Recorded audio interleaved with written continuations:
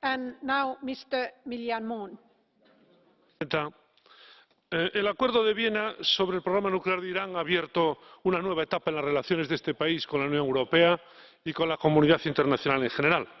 La completa implementación del acuerdo debe seguir siendo una prioridad para nosotros, si bien su progresivo cumplimiento hace posible avanzar hacia una relación bilateral más amplia y constructiva.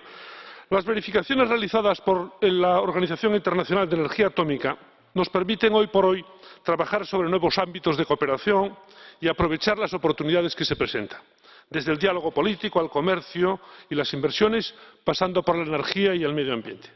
Un diálogo en el que no debemos olvidar nuestros principios, por lo que también deben estar presentes los derechos humanos, como usted mismo hace unos minutos nos confirmaba, señor comisario. Por otra parte, la importancia de Irán en el marco regional es evidente. Su concurso es fundamental en la solución de las distintas crisis que vive en estos momentos Oriente Medio. En particular me refiero al conflicto en Siria y a la lucha contra el Daesh. Irán debe tener una actitud más constructiva en la búsqueda de la paz en Siria y también en la lucha contra el terrorismo.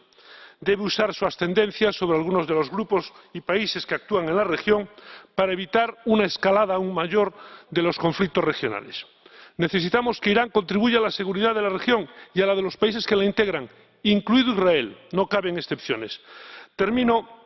Irán, sobre la base del cumplimiento del Acuerdo de Viena, tiene que seguir continuando ganándose la simpatía de la comunidad internacional y contribuir activamente a la paz, superando enfrentamientos religiosos y luchas por la hegemonía regional que están desgarrando Oriente Medio y la comunidad musulmana. Muchas gracias.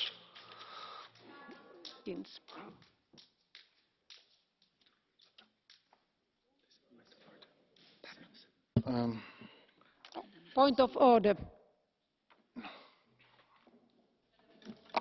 Je ne sais pas, oui, mon micro est branché.